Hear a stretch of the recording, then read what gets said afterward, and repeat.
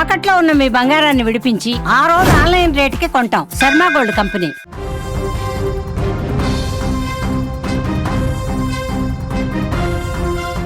పవిత్ర గోదావరి నదీ తీరంలో పెను విషాదం చోటు చేసుకుంది.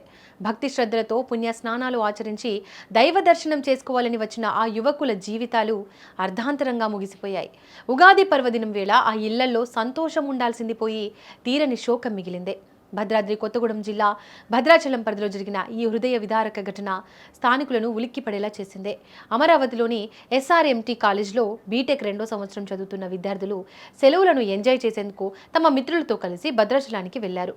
అంతా కలిసి సరదాగా గడపాలని, గోదావరిలో స్నానాలు చేయాలని భావించిన ఆ యువకులను విధి వంచిందే. భద్రాచలం ప్రాంతానికే చెందిన అభిరామ్, శ్రీకర్లు తమ కాలేజీ మిత్రులతో కలిసి ఏటపాక మండలంలోని పురుషోత్తమపట్నం గ్రామ శివారుకు చేరుకున్నారు. అక్కడ కొల్లిగూడెం ఇసుక ర్యాంప్ సమీపంలో నదీ ప్రవాహం తక్కువగా ఉంటుందని భావించి అందరూ నీటిలోకి దిగారు. యువతలో ఉండే ఉత్సాహంతో ఆ మధుర క్షణాలను బంధించాలని ఫోటోలు, సెల్ఫీలు తీసుకోవడం ప్రారంభించారు. నీటి ప్రవాహం లోతును అంచనా వేయలేకపోయినా 7 విద్యార్థులు ఒక్కసారిగా నదిలో మునిగిపోయారు. నీటి ఉధృతికి అందరూ కొట్టుకుపోతున్నారు. 2 విద్యార్థులు ఎలాగోలా తెగించి ఈదుకుంటూ ఒడ్డుకు చేరుకోగలిగారు. కానీ మిగిలిన 5 విద్యార్థులు మాత్రం చూస్తుండగానే ప్రవాహంలో గల్లంతయ్యారు. గల్లంతైన వారిని అభిరామ్, శ్రీకర్, తేజ, సతీష్, నవదీప్లుగా పోలీసులు గుర్తించారు. వీరిలో అభిరామ్, శ్రీకర్లు స్థానికులు కావడం గమనార్హం. తమ కళ్ల ముందే స్నేహితులు నీటిలో మునిగిపోతుంటే ఒడ్డుకు చేరిన 2 విద్యార్థులు ఏం చేయలేకపోయారు. సమాచారం అందిన వెంటనే పోలీసులు, రెవెన్యూ యంత్రాంగం హుటాహుటిన ఘటనా స్థలానికి చేరుకున్నారు.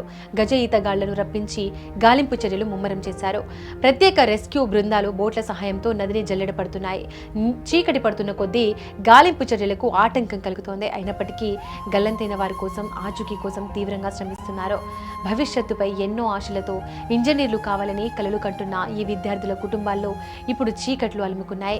తమ బిడ్డలు క్షేమంగా తిరిగి వస్తారని తల్లిదండ్రుల కళ్లల్లో వత్తులు వేసుకుని ఎదురుచూస్తున్నారు. సెలవులకు ఇంటికి వస్తారనుకున్న బిడ్డలు ఇలా ప్రమాదానికి గురవ్వడం గ్రామస్తులను కన్నీరు పెట్టిస్తోంది. నది వద్దకు వచ్చే పర్యాటకులు లోతు తెలియకుండా నీటిలోకి దిగవద్దని పోలీసులు హెచ్చరిస్తున్నారు.